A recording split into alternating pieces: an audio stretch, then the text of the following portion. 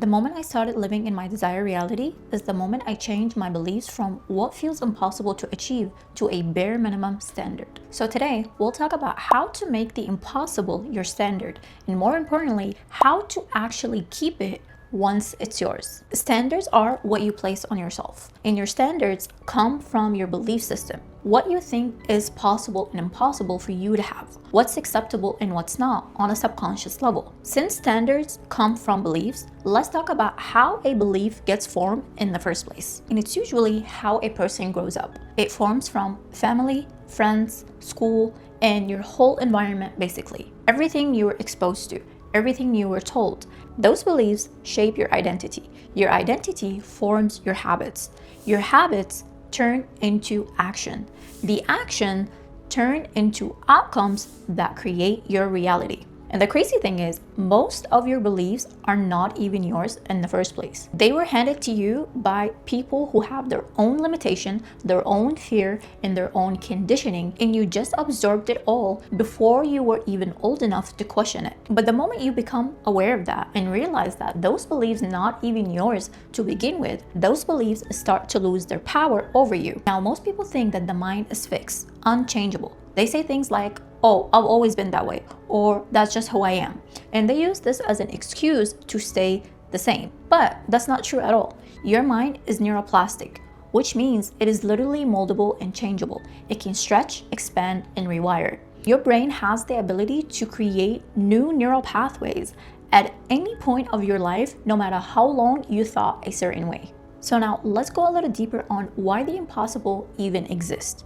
Why does something feel impossible in the first place? And that could be because you have no proof yet that it is possible for you. You haven't experienced it.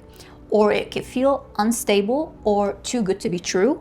Or it could be simply your identity hasn't caught up to it yet. You must understand, to the infinite, there is no big or small, no possible or impossible. There is no difference to reality between someone buying a Honda and someone buying a Bentley. The impossible is never a limitation of reality itself. It's limitation of familiarity. And so what separates the two is their level of familiarity and exposure, because everyone has a ceiling and floor. Your ceiling is what feels achievable for you. You probably had a glimpse, or maybe you lived it for a while, so there is a familiarity there. The floor is what feels tolerable. It's the level you always sink back to because it feels normal. Now, anything above that ceiling, it will start to feel unrealistic because it's unfamiliar to your system. The impossible exists as long as your internal system cannot recognize it as normal. That's why two people can want the exact same thing but feel completely different levels of resistance. One looks at it and goes, "This is my life. This is how I live, how I travel, how I spend money, and how I make money." The other one looks at it and goes, "Oh, that's unrealistic. I could never give myself that." Same desire, different familiarity. The moment you normalize your desires to your nervous system is the moment you collapse that resistance. So how do you normalize it? How do you teach your nervous system to treat the impossible as familiar, normal, standard? You see, everyone asks, how do I get this? How do I attract this? Or how do I get rid of something? But almost no one asks the most important question is, how do I maintain it? The thing is, getting something, it's easy, and losing it, it's even easier. A standard isn't what you reach once in a while. A standard is what you maintain without effort. Everyone at some point in their life touched what they wanted: money, love, status, success, and lost it just as easy. We've all been there, and it's not because of bad luck or poor planning, but because of the mismatch frequency. They simply didn't know how to maintain its frequency. This is why temporary wins are so common, but not everyone can hold long term. Think of a billionaire. Making money is no longer the hard part. The real work is maintenance. To keep an empire running, everything has to evolve. Intelligence, decision making, delegation, structure. Money start working for him instead of him working for it. He doesn't just know how to make money, he understands it. And that understanding is what allows him to hold it and grow it. The same thing applies to every area of life. It's easy to get into a relationship and then break up shortly after.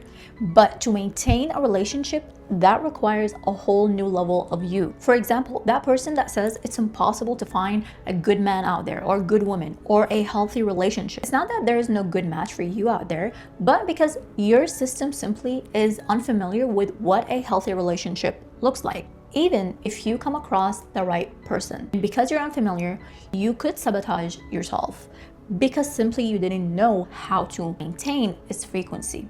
Many of us sadly sabotage ourselves when a good thing happening to us because the system is unfamiliar. And that has nothing to do with how bad you want it, but it has everything to do with regulation. Your frequency is your internal operating system. It decides what feels natural, what feels safe, what feels sustainable. If your system links the things that you desire with pressure, responsibility, or loss of control, it will unconsciously push it away. Reality doesn't reward what you can reach once. It rewards what you can hold, what you normalize. So let's get practical. How do you actually regulate? How do you teach your nervous system to hold something it never held before? First thing, stop feeling hyped about it. This is where most people sabotage themselves. They think the goal is to feel excited, high, electric every time they think about their desires. But think about it. You don't really feel excited about the things that are already normal to you.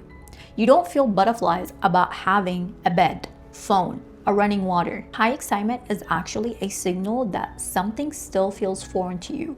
It's not yours yet on the inside. You can of course feel gratitude for all the things that I mentioned, even for the simplest thing.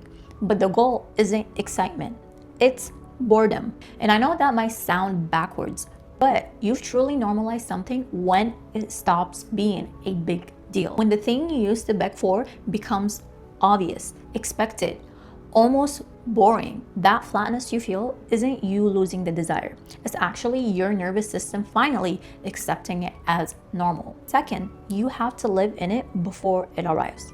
What Neville Goddard talks about, feeling is the secret, the wish fulfilled. Feeling is how you communicate your desires to your subconscious mind. It isn't about forced emotion, but it's about entering a state of acceptance, the state of knowing that what you desire already yours. And feeling means certainty, not intensity. Also, you need to release the need to analyze the process, the how. You need to let go of the how and enter and operate from a state of faith and assumption. The truth about the wish fulfilled, people struggle to feel it because they expect a dramatic emotional reaction. But the wish fulfilled is not emotional intensity. It is simply knowing. And to access that feeling, I want you to look at something that you already have right now and ask yourself, how do you feel about that thing you already have? You'll notice you feel neutrality and familiarity. Now apply that same feeling to your desires as if they already exist in your life. Once you acknowledge your desires as yours in consciousness, express gratitude. Not because you're just waiting for it, but because that quiet knowing that it's already done. Third, stop chasing the result. Chasing keeps the things that you want above you, and anything above you stays unfamiliar. Instead, become that person for whom the results are just normal. The money, the love, the body, the success, those aren't just goals for that person. They are side effects of who they already are. Last but not least, and this is the one that separates the people who hold it from the people who lose it. What do you do when reality contradicts you? Because it will. You will set the standards, make the shift, and then life will throw at you something that looks like a proof that you were wrong. This is the exact moment your frequency gets tested. The old you reacts, panics, and falls straight back to the old ways. But the regulated you doesn't react. You don't argue with the evidence. You don't get hijacked by it. You hold. And you can simply reject it as of, this is not my story. Because a standard that collapses the second it's challenged, it was never a standard. It was just a wish. So build a frequency so strong that you become unbothered by anything gets thrown at you. And eventually, as you pass those tests, it will start to lose its grip. And you will wake up one day and realize that you're already living in the new standards. Everything you want already exists. Nothing is out of reach. Nothing is unavailable. Something only becomes impossible the moment you place it above yourself.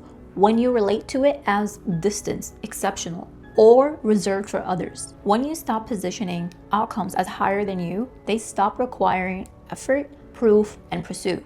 So, whenever something feels hard, delayed, or just out of reach, don't ask, how do I get it? Ask yourself, where am I operating from? And how can I make this my normal standard?